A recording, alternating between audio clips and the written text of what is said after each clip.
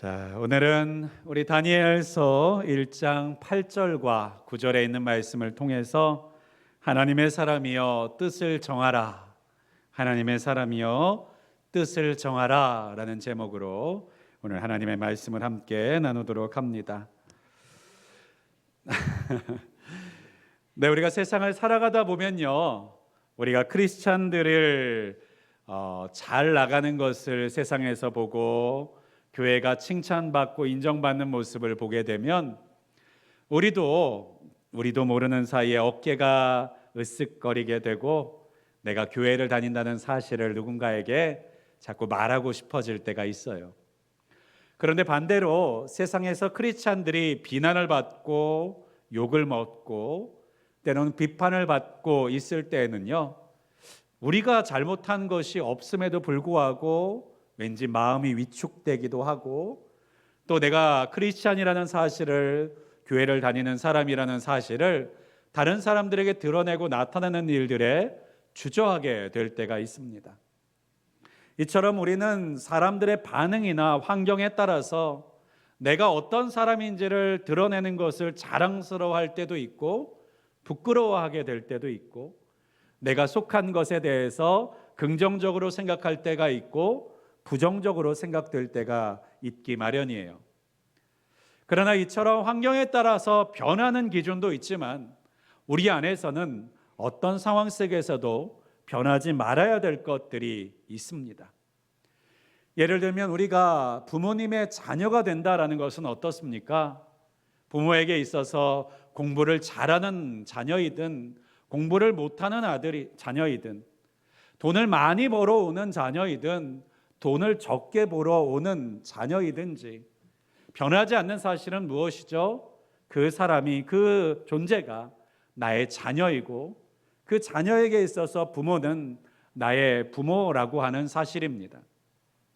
마치 우리가 화폐, 예를 들면 5만 원권이 있다면요, 여러분 5만 원권을 구겨지고 때로는 찢어지고 때로는 밟히고 때로는 어딘가에 처박혀 있다가 지저분하게 찾아 나오더라도 5만 원권이 지저분했다고 3만 원권이 되는 게 아닌 것처럼, 찢어졌다고 만 원짜리가 되는 것이 아닌 것처럼 우리의 가치도 변하지 않는 것이 있다는 사실을 알면서 살아가는 사람이어야 세상의 수많은 변화와 그리고 급변하는 세상의 환경 속에서 때로는 우리를 향한 달라지는 평가 속에서도 우리가 흔들리지 않고 변하지 않고 요동하지 않고 살 수 있게 되는 것인 줄을 믿습니다.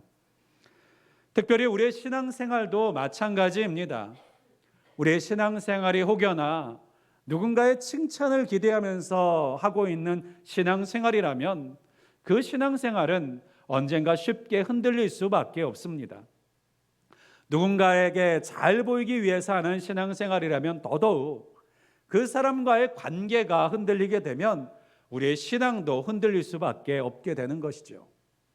특별히 우리가 기복신앙을 경계하는 이유가 무엇입니까?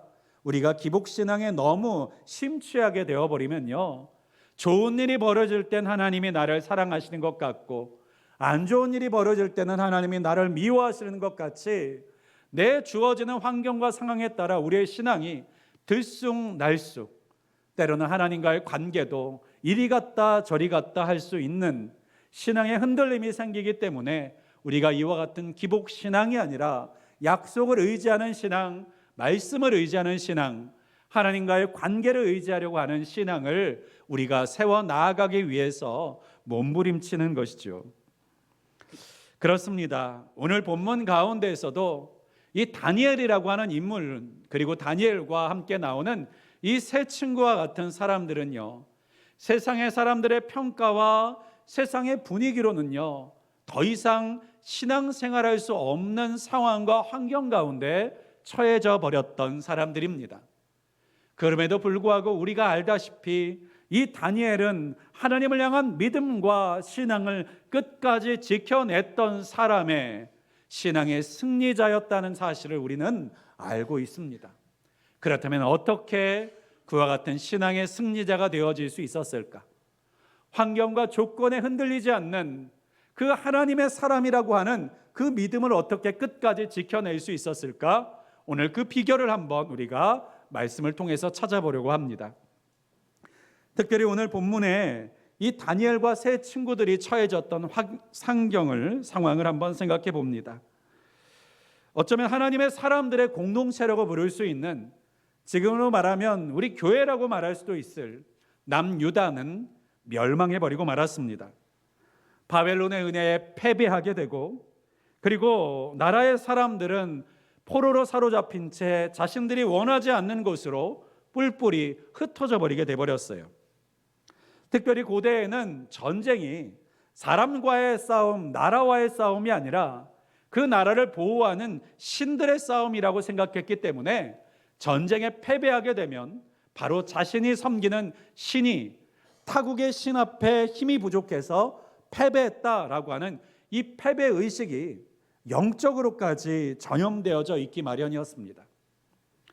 그래서 오늘 본문의 2절에도 말씀해 보면요, 이 패배로 인하여서 어떤 일이 일어났느냐, 여호와의 전에 있었던 여호와의 기물들, 여호와께 제사 드리기 위한 도구들이 약탈되어서 바벨론으로 가져가졌다라고 하는데요, 이것을 우리가 2절을 더 자세하게 보면요, 이것이 약탈된 것이 아니라 하나님께서 허락하신 일이었음을 우리가 알게 하는 구절들이 있어요. 2절의 상반절을 보면 주께서 유다 왕 여호와김과 하나님의 전 그릇 얼마를 그의 손에 넘기심에, 바벨론의 느부갓네살 왕에게 하나님의 기물들을 누가 가져가게 했습니까? 하나님께서 가져가게 하셨다는 거예요. 그렇습니다. 하나님께서는요, 하나님의 기물을 지키시기 위해서 싸우고 일하시는 분이 아닙니다. 때로는 자신의 백성과 자신들의 하나님의 사람들을 훈련시키시고 단련시키시고 새롭게 하시기 위해서요, 세상의 사람들의 눈에 보기에는 패배인 것처럼, 세상의 사람들의 눈에 보기에는 실패인 것처럼 보이시는 일들을 허락하실 때가 있다는 사실을 우리는 잊지 말아야 합니다.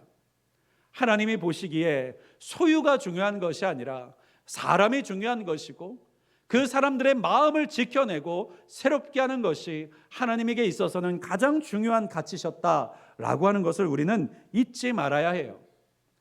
하지만 이것을 신앙적으로 우리가 알고 있긴 하지만 마음적으로는요, 감정적으로는 받아들이기가 쉽지 않지 않겠습니까? 하나님을 믿는 우리가 포로로 사로잡히다니, 하나님을 믿는 우리가 섬기고 제사하던 하나님의 성전을 저렇게 허물어져 버리고 무너져 버리다니, 이제 하나님께서도 우리를 버리셨구나라고 하는 이러한 마음이 이 다니엘과 세 친구들 가운데에도 분명히 있었을 줄을 압니다.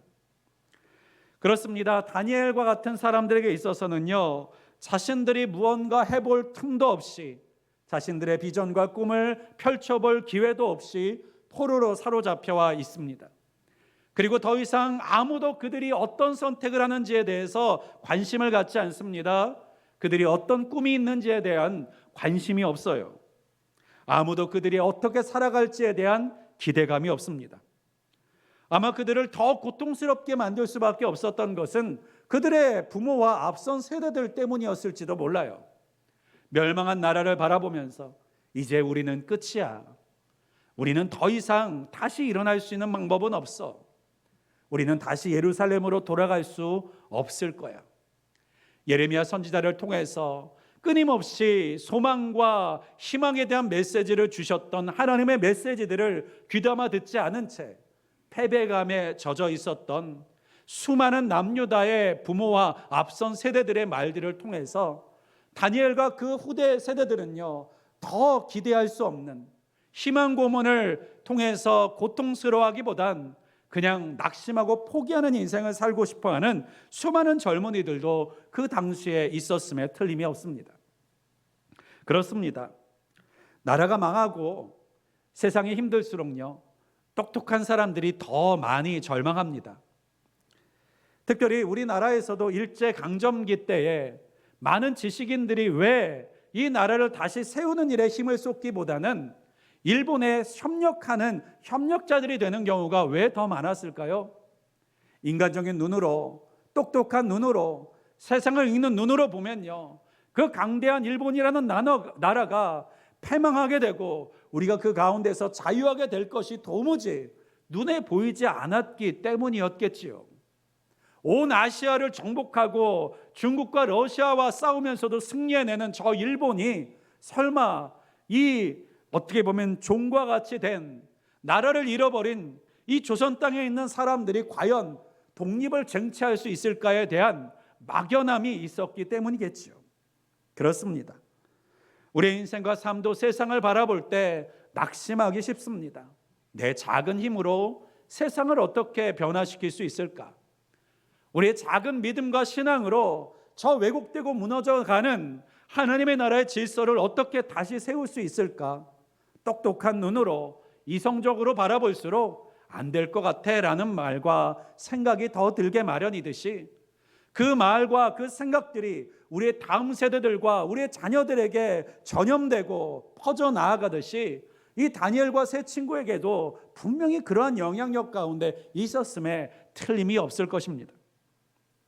그런데요, 한 가지 전환점이 생기기 시작합니다. 그것은요, 바벨론의 왕이었던 느부갓네살 왕이 자신의 나라를 더 강하고 강대한 나라로 만들기 위해서 인재들을 모집하기 시작했던 거예요. 지금도 많은 대기업들이나 나라들이 인재를 끌어모으는 일에 혈안이 되어 있지 않습니까?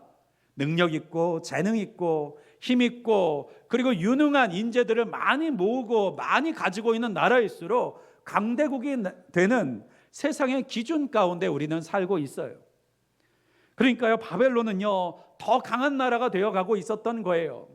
더 많은 인재들을 통해서 더 힘 있는 나라가 되어가고 있었던 것이죠. 그 가운데 특별히 이스라엘 남유다로부터 사로잡혀왔던 소년들을 모집하고 그리고 데리고 와서 이 바벨론의 문화와 전통과 학문을 가르치는 일을 시작하고자 합니다. 특별히 오늘 3절과 4절에 보면요, 소년들을 뽑았는데 어떤 소년들을 뽑습니까? 왕족과 귀족 몇 사람 곧 흠이 없고 용모가 아름다우며 모든 지혜를 통찰하며 지식에 통달하며 학문에 익숙하여 왕궁에 설 만한 소년들을 데려오게 하였다라고 말하고 있어요. 여러분, 이와 같은 기준도 지금 세계에서도 지금 시대에서도 인재를 기르는 기준 아닙니까? 용모가 아름다워요. 지혜의 통찰력이 있어요. 지식에 통달합니다. 학문을 배워 나아가는 일에 익숙합니다. 여러분, 찾고 또 찾는 인재들이 바로 이러한 존재들 아닌가요? 이때 기준도 마찬가지였던 것 같아요. 여기서의 소년들은요, 초등학생들이 아닙니다. 엄밀히 말하면 10대에서 30살 이전에 있었던 젊은이들을 이 당시에 소년이라는 표현을 사용했어요. 그러니까요, 세상 모르는 아이들이 아닙니다. 부모님들이 말하고 있는 것들을 모르는 아이들이 아닙니다. 그리고 우리나라가 지금 어떻게 되었는지에 대한 인식이 없는 아이들이 아니에요. 그 아이들을 불러온 것이죠. 그리고 그들을 어떻게 합니까? 바벨론식으로 교육하기 시작합니다. 그런데요, 이 다니엘이 뜻을 정한 때가 언제입니까? 바로 이 바벨론의 왕궁에 있을 때였다라고 하는 거예요. 여러분, 8절에 있는 말씀을 보니까요, 다니엘은 무엇을 정하죠? 뜻을 정하였다라고 말합니다. 뜻을 정하였다. 여러분, 이 뜻을 정하였다라고 하는 표현을요, 영어 성경에 찾아보면 resolved라는 단어를 사용합니다. resolved, 결심하다, 결단하다, 단호하게 하다. 그러니까요, 다니엘은요, 자신의 마음을 단호하게 마음 먹고 결단하게 했다는 것입니다. 그렇다면요, 무슨 뜻을 정하였던 것일까요? 어떤 것을 단호하게 결단했던 것일까요? 그것은요, 바로 정체성입니다. 이 정체성이라는 것이 뭐죠? 내가 누구인가 라고 하는 것에 대한 정체성이요. 다니엘은요, 지금 포로로 사로잡혀 있는 포로의 신분입니다. 아무도 포로에게는요, 자유의지를 주지 않습니다. 오라고 하면 오고 가라고 하면 가야 되는 거예요. 인생과 삶에 내 꿈이 있는 것이 아니라 누군가, 이 바벨론의 왕궁의 누군가가 넌 이거 해라 라고 말하면 그거 해야 되는 것이고, 이 자리에 가서 일을 해라 라고 말하면 그가 마국간에서 일하는 일이든 아니면 시장에서 일하는 일이든 어디 가서 왕궁을 청소하는 일이든 그것이 자신의 선택지에 있는 것이 아니라 바로 시키는 대로, 운명이 흘러가는 대로 마치 사랑하는 것과 같은 것이 바로 다니엘에 처해져 있는 신분과 자신의 정체성이어야만 했다는 것이죠. 그런데 그 속에서 다니엘은 무슨 뜻을 정합니까? 바벨론 사람들이 말하지 않는 자신의 정체성을 정하고 있는 거예요. 그들이 가르쳐주지 않은 하나님께서 그들을 향해서 말씀해 주신 말씀과 약속을 의지하여 무슨 정체성을 붙잡습니까? 나는 하나님의 사람이다. 나는 하나님의 사람이다 라고 하는 정체성을 붙잡고 살기로 작정하였다라고 하는 거예요. 이것을 알 수 있는 이유가 무엇입니까? 바로 다니엘이 뜻을 정하여서 결단한 행동이 무엇이었느냐? 8절에 보니까요, 왕의 음식과 그가 마시는 포도주로 자기를 더럽히지 아니하리라 하고. 여러분, 술을 마시고 왕의 음식을 먹는 것이 왜 자기를 더럽히는 일이라고 생각합니까? 좋은 음식을 먹으면 사치하는 것이니까 잘못된 행동입니까? 왕의 포도주를 마셨기 때문인가요? 남유다의 백성들도 포도주를 마셨습니다. 그러면 무엇이 문제인가요? 이 당시에 왕의 음식과 포도주는 신에게, 그들의 우상에게 가장 먼저 드려지는 것이었어요. 우리가 추석 때 예수 그리스도를 믿지 않는 사람들은 누구에게 감사합니까? 조상들에게 감사하듯이 이 바벨론 사람들도요, 음식과 술과 그들이 누릴 수 있는 것들을 신 앞에 올려드리고 이 모든 것은 우리의 주신인 말룩에게서 받는 것이다, 신에게 감사하는 제물들이다 라고 생각하면서 받아 먹었기 때문인 거예요. 그러니까 그 음식에는 무엇이 담겨져 있는 것이죠? 그 바벨론의 우상을 향한 감사와 찬양과 그리고 그 은혜가 담겨져 있는 것이에요. 그래서요, 이 다니엘은요, 자신을 더럽히지 않기 위해서, 다시 말하면 하나님께서 우상의 제물에 참여하는 것을 기뻐하지 않으신다라고 하는 이 한 가지 말씀을 붙잡고 자신의 뜻을 정하여 나는 하나님의 사람이니까 내가 이것만큼은 하지 않겠다라고 하는 뜻을 정하고 결심을 했다라고 하는 거예요. 여러분, 여기서 우리가 기억해야 될 것이 있습니다. 다니엘의 뜻을 정하였다고 해서요, 모든 율법의 말씀을 다 지켰다는 뜻이 아닙니다. 모든 하나님의 약속을 다 순종했다는 것이 아닙니다. 이 다니엘에게는요, 바벨론에서 살아갈 수밖에 없었기 때문에 지킬 수 없는 수많은 하나님 앞에서의 율법과 율례들이 있었어요. 가장 먼저는 당장 성전이 무너져 버렸으니 어디서 제사를 드립니까? 어디서 하나님 앞에 제물을 올려드립니까? 포로로 사로잡혀져 온 사람들이 대속죄일인들 지키겠습니까? 어디서 번제나 소제를 드릴 수 있는 곳이 있었겠습니까?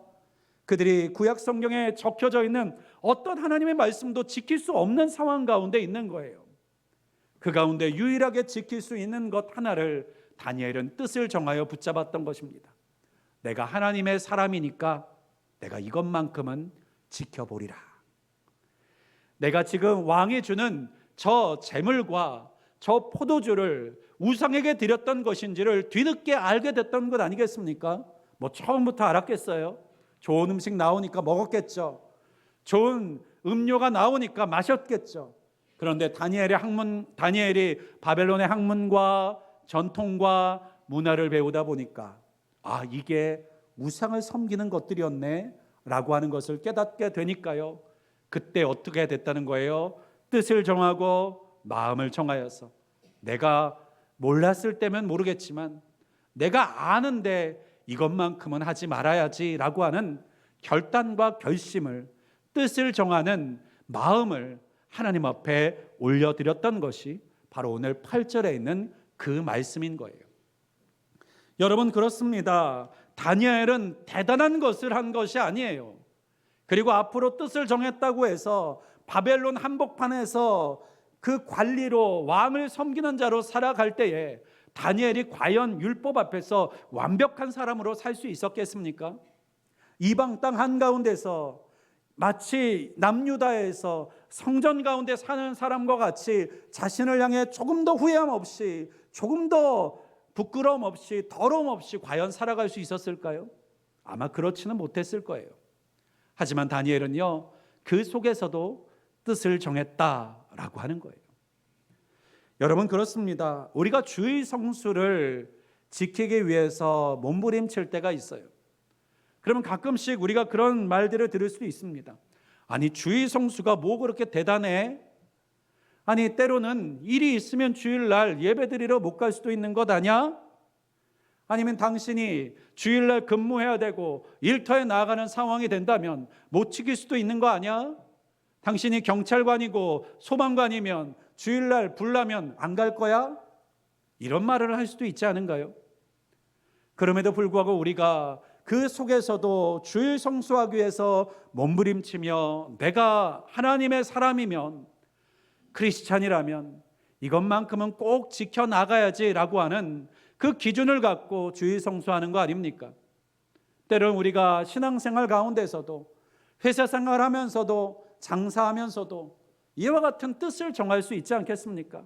내가 거짓말하는 사람은 되지 말아야지. 내가 장사하고 사업을 하지만 최소한 속이는 사람은 되지 말아야겠다. 내가 하나님의 사람으로서 그와 같은 일은 하지 않으리라 라고 뜻을 정할 수도 있어요. 그러면 누군가는 이렇게 말할 수도 있겠죠. 너 지금까지 그러고 살았잖아.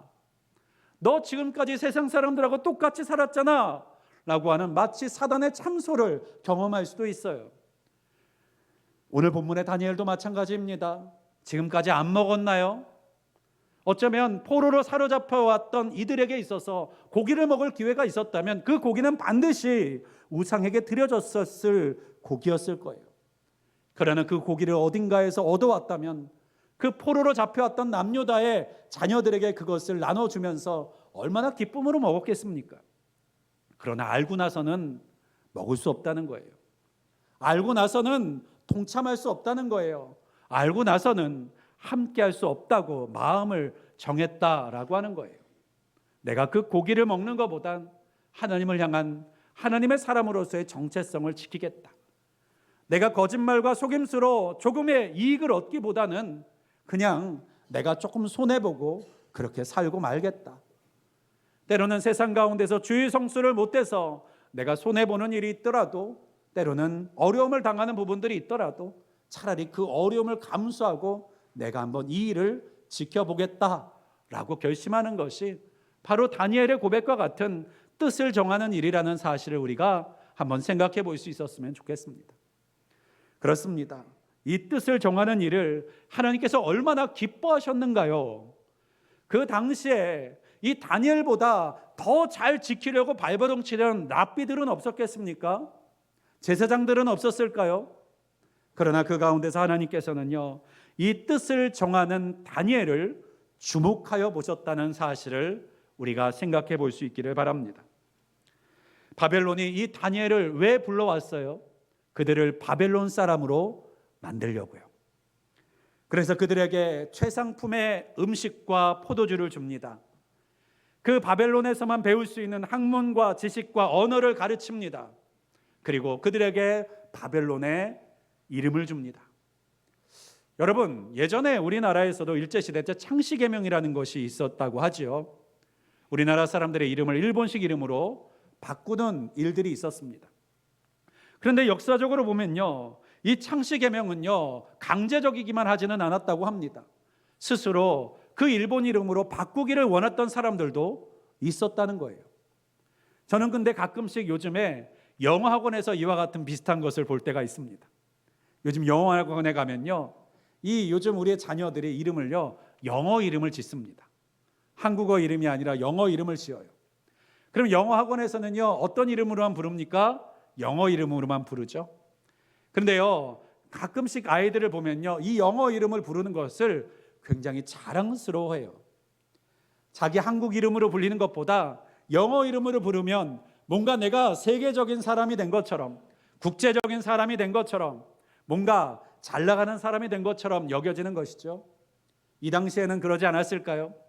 세계 최강대국이었던 바벨론에서 그 바벨론 사람들과 같은 이름을 갖게 만들어준 이 나라, 그곳에 살아가고 있는 청년들은요, 마치 미국 한복판에서 영어의 이름으로 불림으로 인하여서 내가 그 미국의 하나에 소속된 존재가 된 것처럼, 이 강대국에 소속된, 이 강대국이 내 배경이 되는 사람과 같은 그런 마음에 자부심을 느꼈던 사람들도 있지 않았을까요? 우리는 이것이 이름이 뺏겼다고 생각할 수도 있지만 누군가에게는 그것이 자부심이 될 수도 있었던 일이 아닙니까? 게다가 학문과 지식과 언어를 배웁니다. 여러분, 가끔씩 보면요, 사회도 그렇고 교회에서도 그렇고 영어를 많이 쓸 때가 있어요. 한국말로도 얼마든지 알아들을 수 있는데 왜 영어를 씁니까? 영어를 쓰면 뭔가 똑똑해 보이니까요. 이 당시에 바벨론의 말들을 쓰는 사람들이 얼마나 세상적으로 잘 나가는 사람처럼 보였겠습니까? 마치 영어를 유창하게 하는 사람처럼 이 바벨론 언어를 유창하게 하는 사람은요, 세상에 앞서는, 세상에 뛰어난, 사회에서 성공한 사람처럼 보이지 않았겠습니까? 게다가 최고의 음식을 먹고 최고의 음료를 마십니다. 여러분, 이 정도면요, 바벨론의 사람이라고, 바벨론 사람이 되고 싶다라고 하는 생각을 갖고 살아갈 만하지 않았을까요?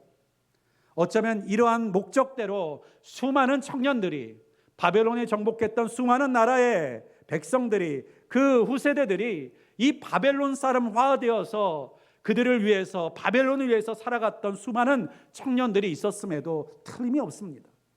그러한 분위기 속에서 다니엘은 어떻게 했다는 거예요? 뜻을 정하였다는 것입니다. 내가 비록 바벨론의 학문을 배우고 바벨론의 음식을 먹고 바벨론의 언어를 배워가지만 나는 하나님의 사람이다. 나는 바벨론을 위해서 이와 같은 것들을 배우고 있는 사람이 아니라 나는 하나님의 사람으로서 이와 같은 것들을 배우고 이와 같은 것들을 습득하고 하나님의 사명을 위해서 이와 같은 것들을 준비해 나아간다. 이것을 바로 다니엘 그 마음 가운데 새기고 다짐했다라고 하는 거예요. 여러분, 요즘에도 세상에서는요, 우리의 자녀들이 공부를 잘하기를 원합니다. 학원을 보내서라도요, 좋은 학교를 보내서라도, 좋은 대학을 보내서라도요, 우리의 자녀들이 세상 가운데서 남들보다 더 잘 공부하고 더 많은 재산을 보유하고 세상에서 더 좋은 지위들을 얻기를 원하는 마음으로 응원하고, 그리고 아낌없이 저들을 후원할 때가 많이 있어요. 그런데 여러분, 우리의 교육을 한번 돌아보시기 바랍니다. 저들에게 잘하라고, 남들보다 더 뛰어난 점수와 성적과 역량을 갖추라고 말하지만 여러분, 그것을 어디에 쓰라고는 가르쳐주고 있는가요?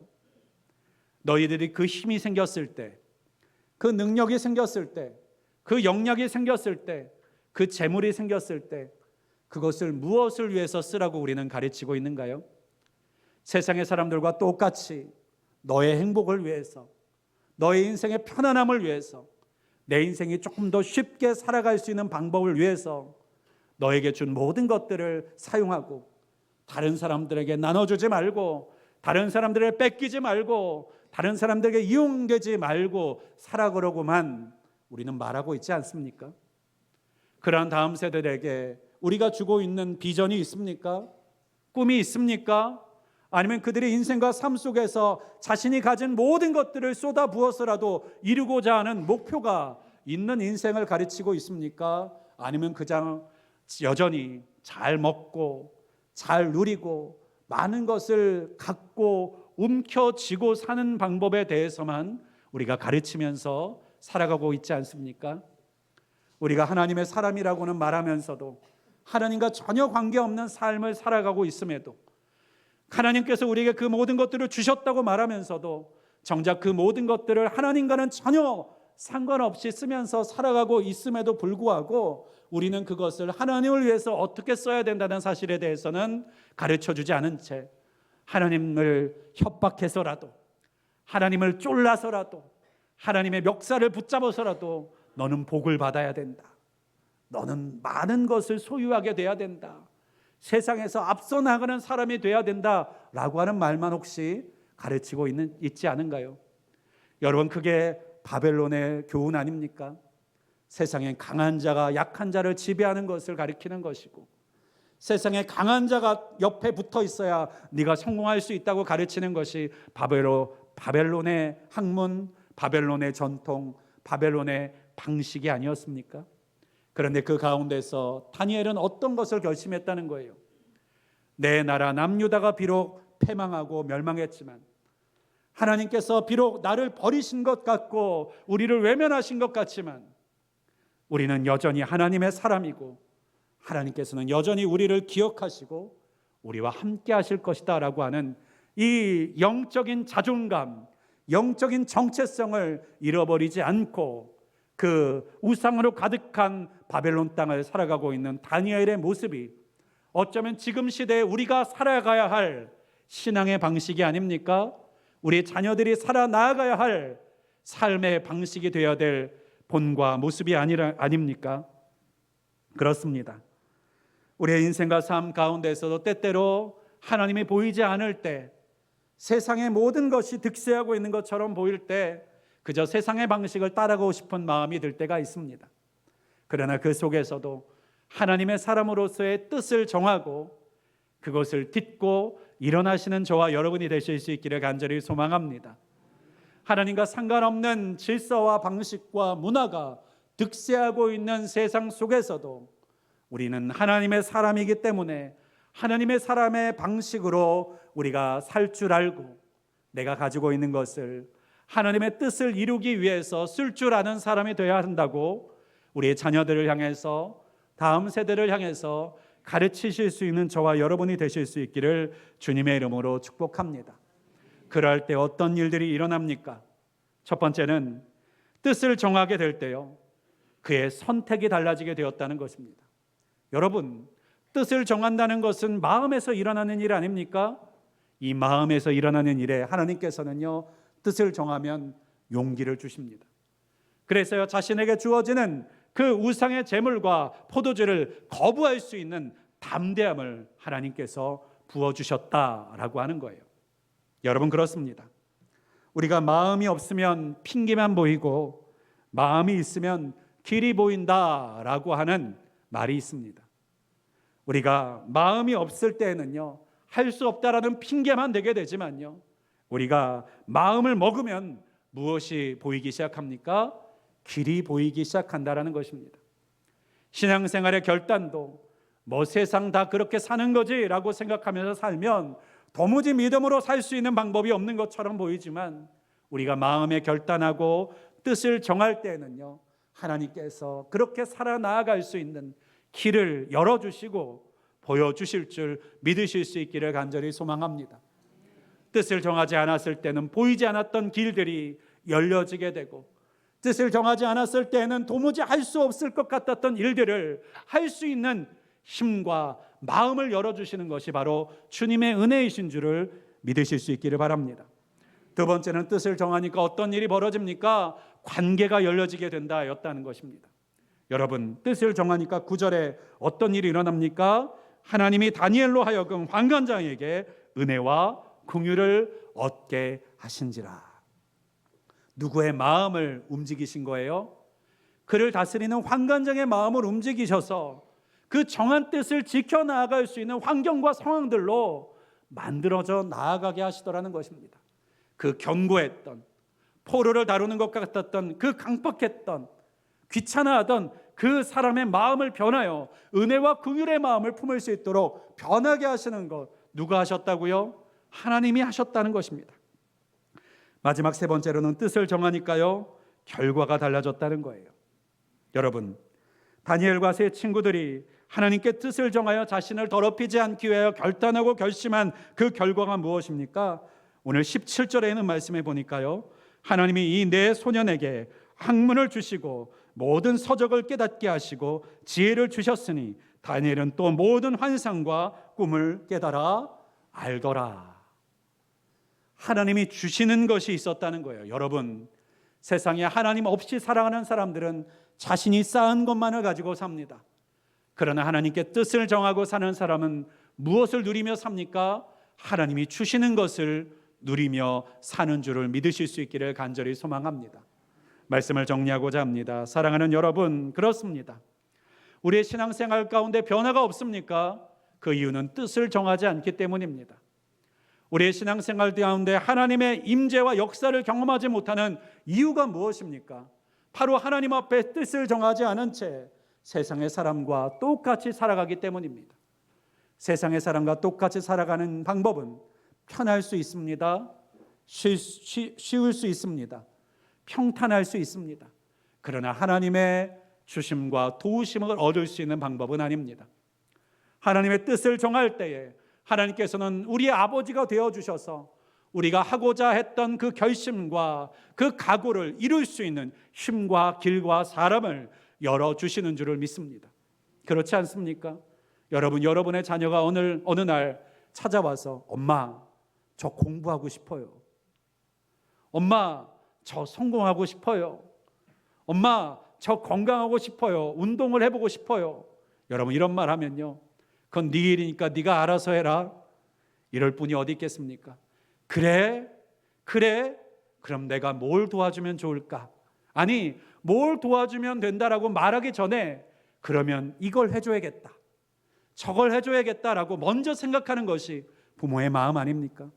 하나님께서도 우리가 하나님 앞에 기뻐하실 뜻을 품고 뜻을 정하면 우리가 그 모든 것들을 하나하나 정하면서 구할 것이 아니라 하나님께서 그 뜻을 이루려면 이것을 해줘야지, 그 뜻을 이루려면 저것을 해줘야겠다라고 하나님께서 먼저 고민하시고 하나님께서 먼저 생각하신다는 사실을 여러분 꼭 잊지 않으시기를 간절히 소망합니다. 여러분의 인생이 하나님이 먼저 일하시는 인생이 되시기를 축복합니다. 하나님께서 힘주시는 인생 되시기를 주님의 이름으로 간절히 축원드립니다. 기도하겠습니다. 전능하시고 분명히 살아계신 하나님, 감사합니다. 우리가 분주하고 바쁜 인생을 살다 보면 1년이 어떻게 갔는지, 5년이 10년이 어떻게 갔는지, 내 평생이 어떻게 갔는지 아무리 헤아릴 수도 없이 빠르고 분주하게 지나가 버리고 있는 것들을 봅니다. 그 속에서 우리가 세상에 휩쓸려 사는 사람이 아니라 오늘도 말씀을 통해서 하나님 앞에 뜻을 정하여 사는, 내가 누구인지를 분명하게 기억하고 사는 자가 되기를 원합니다. 다니엘같이 뜻을 정하여 사는 내가 되게 하시고 다니엘과 같이 뜻을 정하는 우리의 자녀들과 우리의 자손들이 되게 하여 주셔서 세상이 어떻게 변하고 세상이 어떻게 흘러가든지 우리가 그 모든 곳에서 하나님의 사람으로 살게 하여 주시옵고 하나님의 도우심을 얻고 하나님의 앞서가심을 누리며 사는 하나님의 사람답게 살아가는 주의 백성들 되게 하여 주시옵소서. 예수 그리스도의 이름으로 간절히 기도하였습니다. 아멘.